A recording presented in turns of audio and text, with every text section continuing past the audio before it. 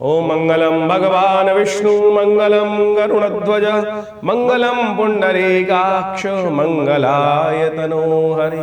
गुरुर्ब्रह्मा गुरुर्विष्णु गुरुर्देवो महेश्वरा गुरु साक्षात् परब्रह्म तस्मै श्री गुरुवे नमः। नमस्कार, स्वागत है आपका आचार्य वाणी में। मैं आचार्य डॉक्टर विक्रमादित्य आपके साथ हूँ और आज का विषय हमारा है कि सिंह राशि वालों के लिए ग्रहों का योग किस प्रकार का बन रहा है मार्च के अंतिम भाग में। देखिए, मार्च का महीना जो है बड़ा उठापटक वाला रहा है। कई ग्रहों के परिवर्तन के योग बने और कई ग्रहों की युति बनी और इन युतियों को इस वक्त आप देख रहे होंगे, झेल रहे होंगे और इस वक्त युति का परिपक्व काल चल रहा है। चाहे वो सिंह और में राशि के हिसाब से अगर बात करें तो चाहे वो आपके सप्तम भाव में मंगल और शनि की युति हो, चाहे आपके अष्टम भाव में रवि और सूर्य की युति हो, ये युतियाँ जैसा हमने आपको पहले बताया है कभी भी ठीक अच्छी नहीं होती हैं। ये युतियाँ जो है अनहोनी के योग बनाती हैं। सावधानी के साथ हम सबको अपने जीवन को चलाने का प्रयास करना चाहिए। देखिए, जीवन में आगे बढ़ने का हर व्यक्ति के मन में आकांक्षा होती है और आगे बढ़ना हर कोई चाहता है। बुरा कोई नहीं सोचता, अच्छे सब सोचते हैं और एक्सपेक्ट यही करते हैं कि अच्छा ही होगा, कुछ ना कुछ परमात्मा की कृपा से। लेकिन हमारे कर्म हैं जो वास्तविक तौर पर कभी हमारे समक्ष अनेक प्रकार के प्रभाव उत्पन्न करने के प्रयास कर लेते हैं। इसलिए कर्म को सुधारने का हमको प्रयास करना चाहिए। परिस्थितियाँ कितनी ही विकट हों, यदि कर्म सही है तो कहीं ना कहीं वो अच्छा कर्म जो है हमको उसकी से रक्षा प्राप्त करने का अवसर अवश्य मिल जाएगा। खैर, सिंह राशि वालों के लिए जिस प्रकार का समय चल रहा है वो आपको अच्छे समझ लेना चाहिए।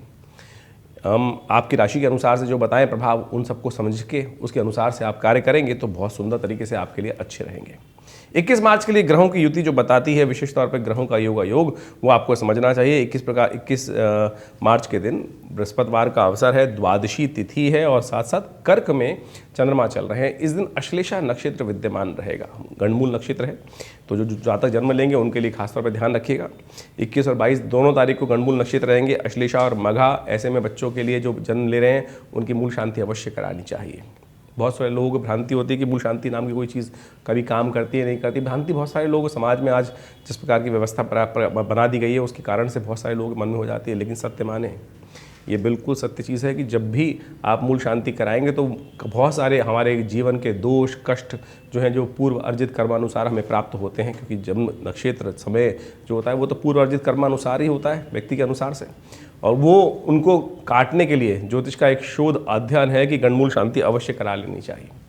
बाल्यकाल में नहीं कराई तो बाद में करा लीजिएगा, उसका भी वही प्रभाव होता है। खैर, राशि के अनुसार से आपके दिन कैसा रहेगा, थोड़ा सावधानी के साथ पार करने का प्रयास कीजिएगा। चंद्रमा आपके 12वें भाव में चल रहे हैं आपकी राशि के अनुसार से इस दिन, तो खासतौर पे थोड़ा दिक्कत वाला कष्ट योग हो सकता है, थोड़ा सा भारी पड़ सकता है, खर्चे अननेसरी पड़ सकते हैं, उनको कंट्रोल करने का प्रयास कीजिएगा। बृहस्पतिवार का अवसर है, पीली चीज़ों को दान करना, ब्राह्मणों की सेवा करना, केले को जल देना, ये सारे उपाय शास्त्र में वर्णित है। इनको करेंगे तो कुछ ना कुछ परिवर्तन का योग अवश्य बनता दिखाई देगा। वहीं 22 मार्च की बात करें तो त्रयोदशी तिथि है और शुक्रवार का अवसर है और प्रदोष का व्रत इसी दिन होगा।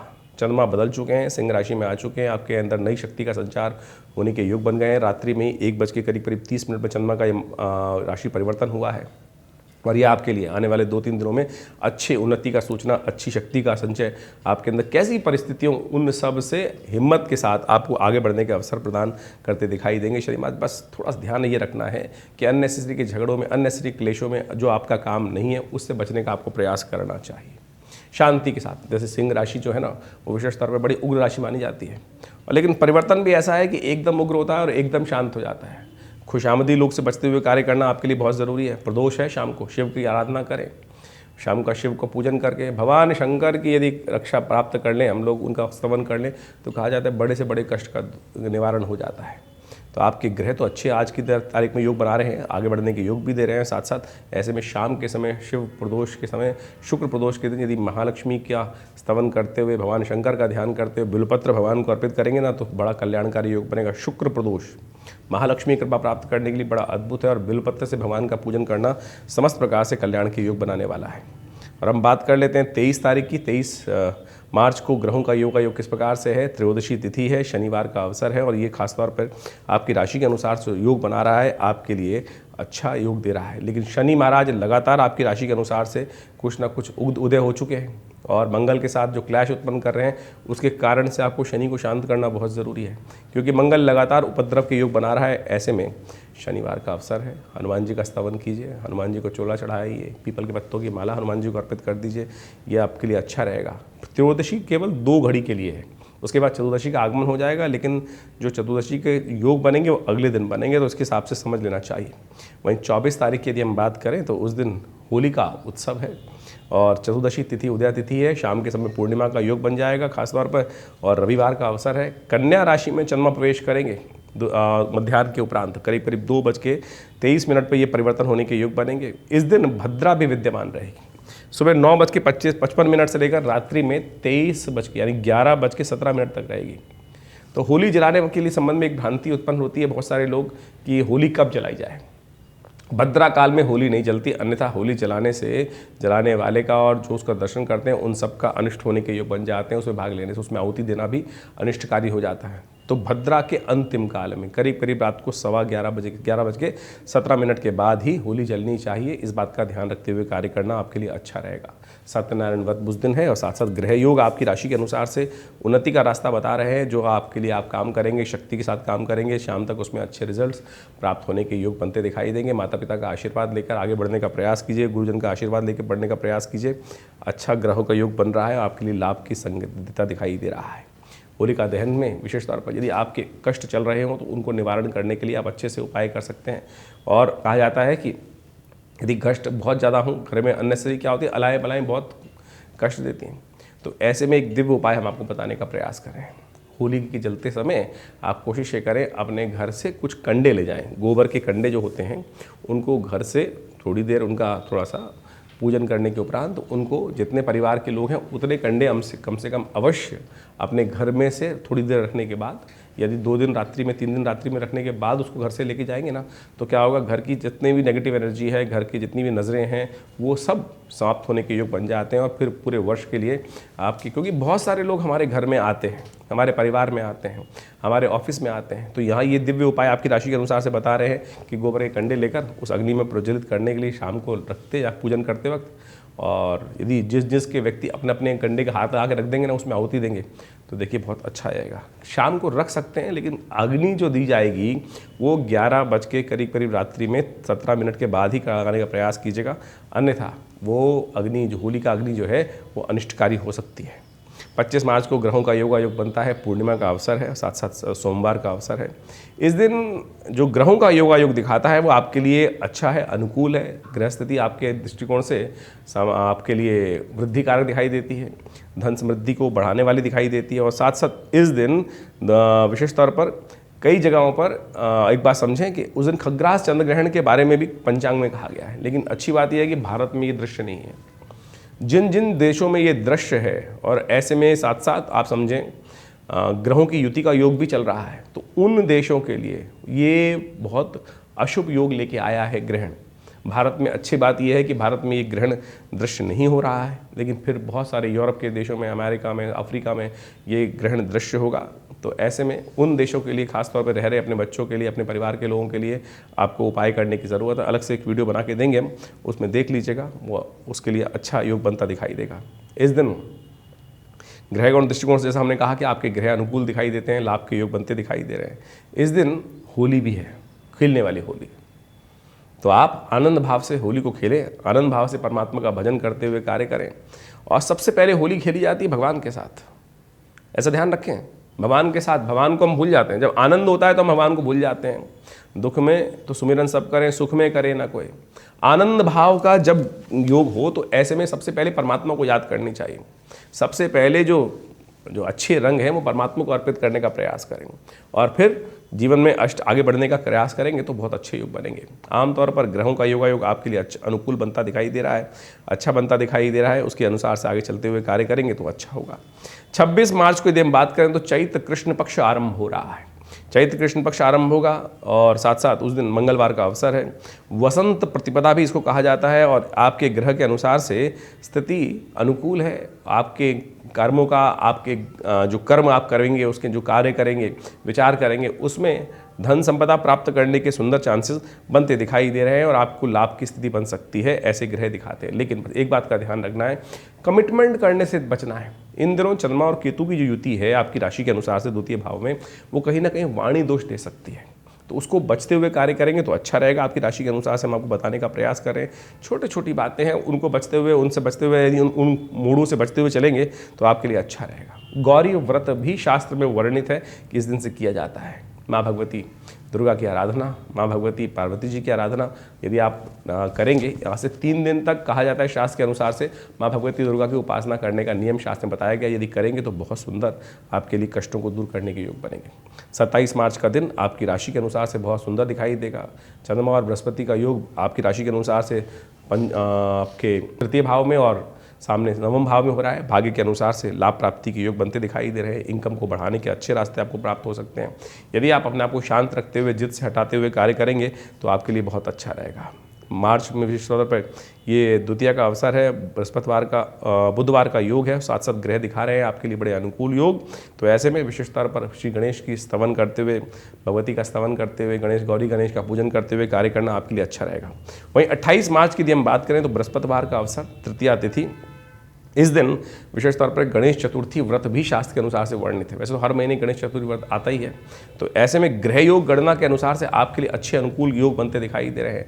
मित्रों से, बहुत सारे लोगों से लाभ प्राप्ति के योग बन सकते हैं, लेकिन ध्यान रखिएगा आपके कुछ लोग आपको बेकार के कामों में फंसा सकते हैं। ऐसे में आपको कार्य में, अपने कामों में थोड़ा स्वार्थी बनकर कार्य करने की जरूरत है। व्यर्थ के कामों से बचने की जरूरत है। शिव का स्तवन करें, कल्याण होगा। 29 तारीख की यदि हम बात करें तो 29 तारीख की ग्रह गणना सिंह राशि वालों के लिए दिखाती है कि उस दिन ग्रहों का योग आपकी राशि के अनुसार से जो बना हुआ है आपके लिए सुबह का समय बड़ा अनुकूल दिखाई देता है। दोपहर के बाद थोड़ा सा कमजोर होने के कारण से मनोमस्तिष्क में थोड़ी सी नेगेटिविटी परेशान कर सकती है। थोड़ी हिम्मत बनाए रखने की ज़रूरत है। देखिए, ग्रहों का प्रभाव समझें। कई बार हम बड़े फूले हुए होते हैं और कई बार हमारे यहाँ अंदर जो है इमोशनल थोड़े से कमज़ोर हो जाते हैं। वो सब ग्रहों के अधीन है। इस वक्त चंद्रमा जो है आपकी वृश्चिक राशि में जाएंगे और करीब करीब दोपहर के समय परिवर्तन होने का योग बनेगा 2 बजे के आसपास। तो वृश्चिक में चंद्रमा क्षीण हो जाते हैं, आपके चतुर्थ भाव में उपस्थित हो जाएंगे। ऐसे में मन को थोड़ा प्रबल करने की ज़रूरत है। दूध का दान करने का प्रयास करें, खीर का सेवन करने का प्रयास करें। ये सब चीज़ें आपको पढ़ाएंगे। शुक्रवार का अवसर है, गौ पूजन करके भी आप अपने ग्रहों के पोजीशन को ठीक कर सकते हैं, लाभ ले सकते हैं। तो इस प्रकार से ग्रह गणना को समझते हुए यदि कार्य करेंगे तो बहुत सुंदर रहेगा, अनुकूल रहेगा आपकी राशि के अनुसार से। इन सब ग्रहों की स्थिति को समझते हुए हमें कार्य करने का प्रयास करना चाहिए। इस वक्त बुध परिवर्तन की तरफ जा चुके हैं और बुध मेष राशि में जो प्रवेश कर चुके हैं वो आपके लिए बृहस्पति के साथ अच्छा योग बना रहे हैं। भाग्य की स्थिति को अच्छा करने के योग बनाते दिखाई देंगे। आपके लिए समय अनुकूल बनता दिखाई देगा धीरे धीरे, लेकिन थोड़ा सा अपने आप को प्रबल करने की ज़रूरत है। चंद्रमा बिल्कुल कमज़ोर अवस्था में है, आसपास कोई ग्रह नहीं है, तो खर्चे बढ़ने के योग बन सकते हैं। वहीं 30 मार्च की यदि हम बात करें तो पंचमी है, शनिवार का अवसर है। रंग पंचमी का शुभ योग है। परमात्मा के साथ उनकी आराधना करने का सुंदर अवसर है। ग्रह गणना के अनुसार से चंद्रमा थोड़े क्षीण है, तो ऐसे में थोड़ा सा शनि को प्रबल करने का प्रयास करें। शनि की दृष्टि से चंद्रमा पर पड़ रही है। शनि सप्तम भाव में बैठकर चंद्रमा को देख रहे हैं आपकी राशि के अनुसार से चतुर्थ भाव, तो पेट संबंधित रोग परेशान कर सकते हैं। थोड़ा सा खान पान को प्रैक्टिकल करने का आपको प्रयास करना चाहिए। थोड़ा सा पेट संबंधित रोग डिस्टर्ब कर सकते हैं, तो अच्छा फाइबर कंटेंट खाने का प्रयास कीजिए। पानी की मात्रा अच्छी कीजिए। मौसम परिवर्तन की तरफ जा रहा है, थोड़ा महामृत्युंजय मंत्र का जप कीजिए। हो सके तो उड़द की दाल का दान करना भी अच्छा रहेगा आपकी राशि के अनुसार से। 31 तारीख का दिन ग्रहों के परिवर्तन की सूचना लेके आया है। इस दिन शुक्र महाराज भी परिवर्तन की तरफ जा रहे हैं। शुक्र अपनी परम उच्च राशि में जाके बैठ जाएंगे। आपकी राशि के अनुसार से यदि हम बात करें तो आपकी राशि के अनुसार से वो सप्तम भाव से निकलकर शुक्र मंगल के साथ जो चल रहे थे वो वहाँ से हटकर अष्टम भाव में जाने का योग बनाएंगे और अष्टम भाव में सूर्य के साथ जाके निकट हो जाएंगे। और ग्रहों का योग जो बनेगा आपके लिए वो विशेष तौर पर अच्छा बनता दिखाई दे रहा है। शुक्र के वहाँ प्रबल रूप से आगे बढ़ने से आपकी राशि के अनुसार से परिवर्तन का योग बनेगा, अच्छा लाभ मिलेगा। बृहस्पति शाम के समय धनु में चंद्रमा भी चले जाएंगे तो वो भी अच्छे रहेंगे। लेकिन एक बात का और ध्यान रखें कि इस दिन गंडमूल नक्षत्र विद्यमान है। गंडमूल नक्षत्र आमतौर पर विशेष तौर पर समझें तो मूल शांति के लिए बड़ा आवश्यक है। हमने कार्यक्रम के आरंभ में भी आपको इस बारे में अवगत कराया था। तो 31 तारीख और 1 अप्रैल को मूल नक्षत्रों के गंडमूल नक्षत्रों का योग बनता दिखाई दे रहा है। जो जातक जन्म लें उनकी 27 दिन तक मूल शांति अवश्य कराने का प्रयास कीजिएगा, वो आपके लिए अच्छा रहेगा। ये समस्त ग्रह योग जो है वो विशेष तौर पर उनकी गणनाओं को देखते हुए, ज्योतिष के अध्ययन को करते हुए पता चलता है कि हमारे जीवन में जो परिवर्तन का योग लाते हैं वो ग्रहों के परिवर्तन के साथ साथ एसोसिएट होता है। ऐसा कुछ नहीं है कि संसार में आपके जीवन में अचानक कुछ घट जाता है। यदि ग्रह गणना को हम समझें सही रूप से तो आप समझें उसके अनुसार से हम बहुत सारी चीज़ों का पूर्वाभास पहले से को लगा सकते हैं, अंदाज़ा लगा सकते हैं और उन चीज़ों को परिवर्तित करने का प्रयास कर सकते हैं। ग्रह तो हमारे अधीन नहीं है, लेकिन उपाय, मंत्र जप, अनेक चीज़ के कर्म हमारे अधीन है। कर्म तो हमारे, कहा गया ना, कर्मण्येवाधिकारस्ते, कर्म करने का अधिकार हमको और आपको बिल्कुल सही रूप से है। सही कर्म करेंगे तो आने वाली चीज़ों को बदल सकते हैं। ग्रह पूर्व अर्जित कर्मानुसार जो प्रभाव हमारे प्रारब्ध हमारे जीवन में आ रहा है, उसको बदलने का योग इस जन्म में इस समय का कर्म बना सकता है। इसको सैद्धांतिक तौर पे समझने की आवश्यकता है। अब ज्योतिष का औचित्य कहाँ आता है? ज्योतिष का औचित्य वहाँ आता है कि हमको आभास तो हो कि हमारे प्रारब्ध में है क्या, हमने पूर्व अर्जित कर्म क्या किए हैं। तो ये चार्ट जो है जन्म पत्रिका आपके जन्म के अनुसार जो बनता है, वो बताता है आपके जीवन में हमने कौन से कर्म किए हैं, उसका प्रभाव लेकर क्या निष्कर्ष हमारे जीवन में हमारे इस जन्म में हमको प्राप्त होने के योग है। जब जन्मपत्री बनाते वक्त दशा निकाली जाती है तो उसमें भुक्त भोग काल आता है कि कितना भोग चुके, कितना भोग बाकी है। तो उन सब चीज़ों को समझते हुए यदि आप कार्य करेंगे तो बहुत सुंदर रहेगा। इन्हीं ज्योतिष को वास्तविक तौर पर, ज्योतिष विद्या को वास्तविक रूप से समझते हुए, यहाँ तो हम आपकी राशि के अनुसार से बताने का प्रयास करते हैं, चाहे आपकी लग्न है चाहे राशि है, उनको आप इसी रूप में देखकर, जो हम राशि बोलते हैं सिंह राशि, चाहे वो आपकी कोई सिंह लग्न हो चाहे वो सिंह राशि हो, ये प्रभाव आपको अच्छे से उसके निमित्त समझ में आ सकता है। लेकिन अगर किसी की राशि अलग है, लग्न अलग है, तो फिर उन दोनों चीज़ों को आप समझने का प्रयास कीजिए, क्योंकि मिश्रित प्रभाव रहेगा और मिश्रित प्रभाव को समझकर आप उस चीज़ को, समय को अंदाज़ा लगा सकते हैं। हम सिलसिलेवार तरीके से आपके साथ जुड़े रहते हैं, बहुत सारी चीज़ें आपको लगातार बताने का प्रयास करते हैं। हमारा संस्थान विवेकानंद योगाश्रम इस क्षेत्र में करीब पिछले 50-60 सालों से काम कर रहा है। और हमारी परंपरा से, अब जिस परंपरा से हम आते हैं, आचार्य केशव देव जी के ने इस परंपरा को आरंभ किया आज से करीब 60-70 साल पहले। और तब से ये आश्रम, यहाँ विवेकानंद योग आश्रम दिल्ली में जमुना पार क्षेत्र में कार्य कर रहा है। बहुत सारे शोध चलते हैं यहाँ पर, योग, प्राकृतिक चिकित्सा, आयुर्वेद और बहुत सारी चिकित्सा पद्धति पर भी कार्य किया जाता है। यज्ञ विज्ञान के ऊपर कार्य किया जाता है, मंत्र विज्ञान के ऊपर कार्य किया जाता है, भारतीय वेद संहिता के ऊपर बहुत सारे कार्य करके हमने निकाले। करीब 50 से 60 पुस्तकें भी हमारे आश्रम के द्वारा, हमारे द्वारा प्रकाशित की गई हैं विभिन्न पराविद्याओं पर। मृत्यु के बाद जीवन कैसे, प्रेतात्माएं यदि परेशान कर रही हैं तो उनको कैसे ठीक करें, मंत्र विज्ञान कैसे कार्य करेगा, स्वास्थ्य के दृष्टिकोण से कैसे मंत्र अनुष्ठान के द्वारा आप अपनी समस्याओं को दूर कर सकते हैं। ये सारे बड़े महत्वपूर्ण विषय हैं और इनके ऊपर हमारा संस्थान पिछले लंबे समय से कार्य कर रहा है।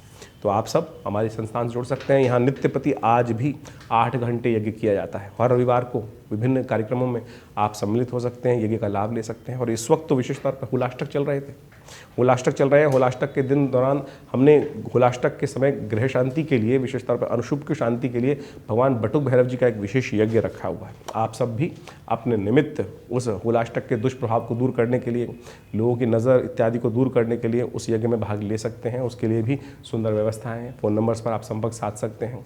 और हर रविवार को तो विशेष कार्यक्रम यज्ञ आश्रम पे होता ही है, उसमें आप अवश्य पधारें। अभी नवरात्र आने वाले हैं, बहुत बड़े विशेष तौर पर माँ दुर्गा के विभिन्न यज्ञ किए जाएंगे। दुर्गा सप्तशती का संपूर्ण 9 दिवस सहस्त्र चंडी के विभिन्न कार्यक्रम चलेंगे।